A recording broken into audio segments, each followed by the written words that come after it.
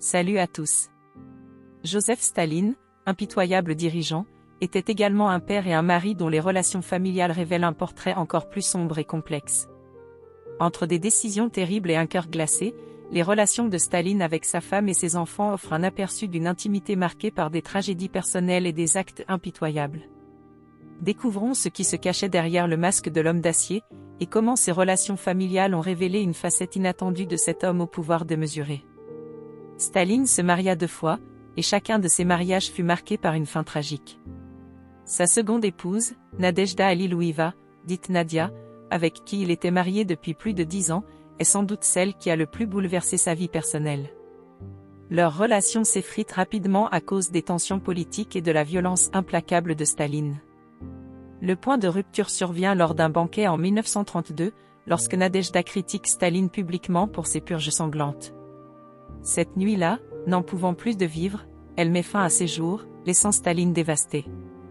Malgré cette tragédie, il fait annoncer sa mort comme une crise d'appendicite, imposant un silence total autour de son suicide. Les proches témoignent que ce drame transforme Staline, le rendant encore plus froid et intraitable. Il brûle toutes les lettres et photos de Nadejda et devient presque inaccessible, tant émotionnellement que physiquement. Il n'assiste pas aux obsèques. La meilleure amie de Nadejda accuse même la défunte d'avoir abandonné Staline. Cette mort le marque profondément et le pousse à devenir encore plus impitoyable, coupant tout lien émotionnel avec ses proches. Avec ses enfants, Staline impose la même rigueur glaciale que dans ses affaires politiques. Son fils aîné, Yakov Djougashvili, est peut-être celui qui souffre le plus de cette froideur. Depuis son jeune âge, Yakov n'arrive pas à correspondre aux attentes démesurées de Staline, qui le méprise pour sa sensibilité et son manque de fermeté. Lorsque Yakov tente de se suicider après une dispute, Staline se moque cruellement de lui, dire qu'il n'a même pas su viser juste. Je ne peux rien avoir de commun avec ce raté. Lors de la Seconde Guerre mondiale, Yakov est capturé par les Allemands, qui proposent de l'échanger contre le maréchal Paulus, mais Staline refuse catégoriquement, déclarant « Je n'échange pas un soldat contre un maréchal ».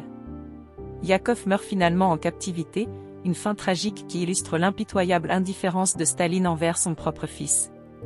Quant à Vassili, son deuxième fils, il tente de se faire une place en suivant une carrière militaire, mais ses excès, son comportement imprévisible et son alcoolisme le plongent dans une spirale d'autodestruction.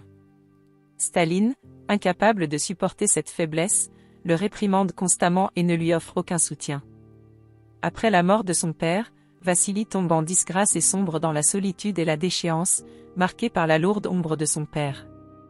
Avec Svetlana, sa fille unique, Staline semble manifester quelques marques d'affection dans sa petite enfance. Svetlana l'adore, et elle est son rayon de lumière jusqu'à ce que, grandissant, elle commence à percevoir le véritable visage de son père. Au fil des années, Svetlana découvre la froideur de Staline, notamment lorsque 2 de ses maris, tous 2 juifs, sont envoyés au goulag par son père. Bien que Svetlana se soit rebellée en tombant amoureuse de ces hommes, Staline ne tolère pas ce choix et n'hésite pas à les punir sévèrement. Cet acte brise définitivement le lien entre Svetlana et son père, et elle finit par s'éloigner de lui pour trouver sa propre voie. Staline a toujours revendiqué que les vrais bolcheviks ne devaient pas se laisser distraire par la vie familiale et que, dans l'idéal, ils ne devraient même pas avoir d'enfants. Il considérait la famille comme une faiblesse, un fardeau pour ceux qui veulent servir l'État. Ce credo se reflète dans sa manière d'interagir avec ses enfants. Chaque échec, chaque fausse note de leur paraît pour lui une raison supplémentaire de les rejeter. À leurs amis, il impose une surveillance étroite, et chacun sait qu'une simple imprudence peut entraîner de lourdes conséquences. La pression est telle que beaucoup de leurs proches se tiennent à distance, redoutant la moindre interaction qui pourrait déplaire au dictateur.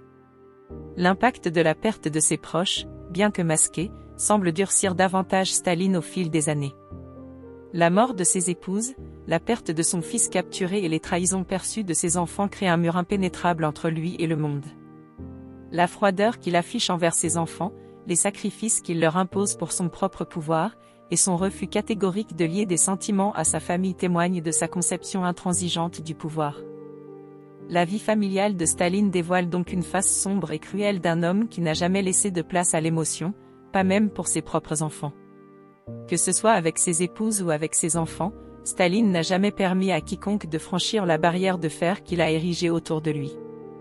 Tragiquement, cet isolement qu'il a cultivé ne l'a pas protégé des drames familiaux, il a simplement accru son amertume et son impitoyable détermination. Si cette exploration des relations familiales de Staline vous a intéressé, pensez à liker cette vidéo et à vous abonner pour découvrir d'autres récits captivants sur les grandes figures de l'histoire. À bientôt pour d'autres immersions dans les destins fascinants et complexes de ceux qui ont marqué le monde.